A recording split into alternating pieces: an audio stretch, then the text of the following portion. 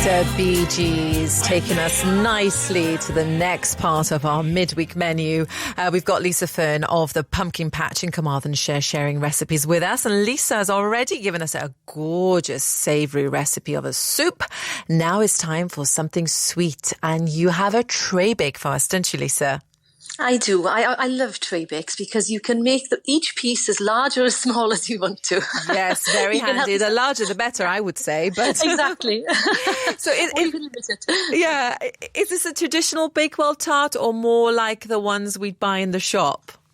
It's quite traditional. I'm not saying it's exactly like the ones you buy in a shop, but the thing is, when you cook at home, you can make it what you want it to be. For instance, a cherry Bakewell is usually got cherry jam in it. Now, if you don't have cherry jam in the cupboard, you can add raspberry. Or do you know what I did today? I made it this morning for the family, and I just used a lot of different jams in the bottom. So a great way of clearing out all those little bottoms of, little bits of jam that you have left at the bottom of jars. Do you know, that's genius, because I've got so many jams and we're just not in the mood for jam at the moment. No, just exactly. mix it up. Yeah, just pop them in there. I emptied them all. I didn't use apricot. I just used all the berry jams, Yes. I think I used a bit of plum, raspberry, strawberry. I can't remember what else. I think I had a jumbleberry jam as well. But I put it all in there. So it is traditional. The recipe's reasonably traditional, but you can make it what you need to. Okay, what's our first step? Right, the first thing, something that does terrify a lot of people, but it doesn't need to, and that's pastry. But it is so simple. And if you have a food processor of any size, it doesn't need to be a big one because this is only a small batch, you can use that.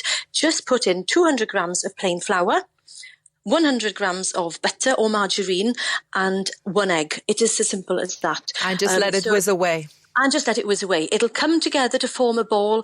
But if you don't have a food processor, then just rub the butter into the flour. And this is where it helps really to have a margarine, I find. And I just break it up with a fork to start with to cover it all in flour. And then I rub it in with my fingertips so that the butter disappears and it becomes sort of breadcrumb. Can I just ask you, you've probably done both. Which one tastes better? Well, I or guess does it not make a difference? I don't think it makes a difference, if I'm perfectly honest. The only thing I would say, if you're using a machine, don't let it run forever because you're going to work any gluten that's in the flour and you don't want to overwork it. So I guess in theory, it should be nice if you make it by hand. But quite honestly, a lot of people get into such a mess with pastry that I'd rather they made it by machine and got it done and that they weren't scared of it. So as soon as you see it forming into a ball, it's ready, don't overdo it. Yeah, stop the machine. I actually stop it before that. I stop it when I see it sort of coming into small clumps, and then I take the blade out and then I bring it together by hand. Okay. And then in theory, if you have the time, which I rarely do, I have to confess, you're meant to put it in the fridge for 20 minutes. Yeah. That sort of chills down the butter again, but don't leave it in. A lot of people think, the longer the better. If you leave it in too long, the butter chills so hard, or the margarine goes so hard, you're back to square one. It's really difficult to roll again because yes, it cracks. If that happens, just bring it back to room temperature again, and then you can start rolling.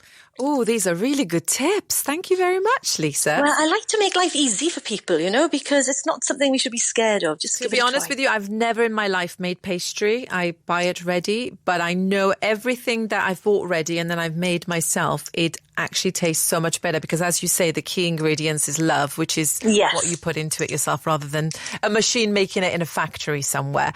Lovely. Yeah. So what happens next? Right. So if you roll that out and pop it at the base of a baking tray, one with a little bit of an edge so that, it's going to hold all the ingredients in. I tend to line my baking tray with a bit of baking paper first because it's not that the pastry is going to stick to it, but it's much easier to lift out. And then you can make a better, tidier job of cutting it without scratching your tin. Okay. So baking paper underneath, roll out your pastry, pop it into the tin, and then I blind bake it. Again, this is something that worries people, but all that involves is popping it in the oven, another sheet of parchment paper or baking paper over the top. And if you have baking beans, use them. If not, just use some long grain rice or any rice that you have. Pop it on top. The purpose of that is just to stop it bubbling up and sort of expanding in the oven, and just pop it in for 10 minutes just to start the cooking process so that it doesn't become soggy and soft at the end. Okay, so you put it in for 10 minutes, have a cup of tea, relax. Yeah, well, you might not have time. You might not have time for a cup of tea because you need to make the filling. Oh, okay. Well, you make the filling then. That goes in the oven. So what happens with the filling? Right, so with the filling, again, if you've got a food processor or a stand mixer, you can use that. But let's assume you don't. Then it's just a matter of combining 180 grams of self-raising, not of self-raising flour, of margarine and sugar. So you cream together the margarine and the sugar to start with, and then you add the 3 eggs, and then you add 180 grams of ground almonds. So the almonds replaces any flour. So we've got no flour in this. Perfect. We've just got the margarine, sugar and almonds and the 3 eggs. And then you can flavour it with a little bit of sort of half a teaspoonful of vanilla extract or almond extract if you prefer. And then you just pour that into the tray. But when you've taken the tray out, you let it cool a little, you spread on your jam, and then you pour this mixture on top. And then it goes back in the oven for about half an hour. It sounds delicious and quite simple. I love the simplicity of your recipes, Lisa. They sound gorgeous. Well, I try and make everything easy because then people will have a go, It really isn't difficult. And as you said earlier, if you want to buy pastry, go out and buy it. Because if it gets you cooking and it gets you excited to be in the kitchen, even if you just make the Bakewell mixture itself, the frangipane mixture to pour in, it doesn't matter you haven't made the pastry. It's still your tart. No, but as you say, we've got the time at the moment, so we'll have a go. And if it doesn't work out, there's always the backup option, isn't there, Lisa? Thank you so much for coming on today. Pleasure. Have a lovely evening, and I look forward to speaking to you soon. Take care. Yeah, and you too. Bye. Bye-bye. And if you'd like Lisa's recipes, send me an email, behnaz@bbc.co.uk. That's spelled BEHNAZ.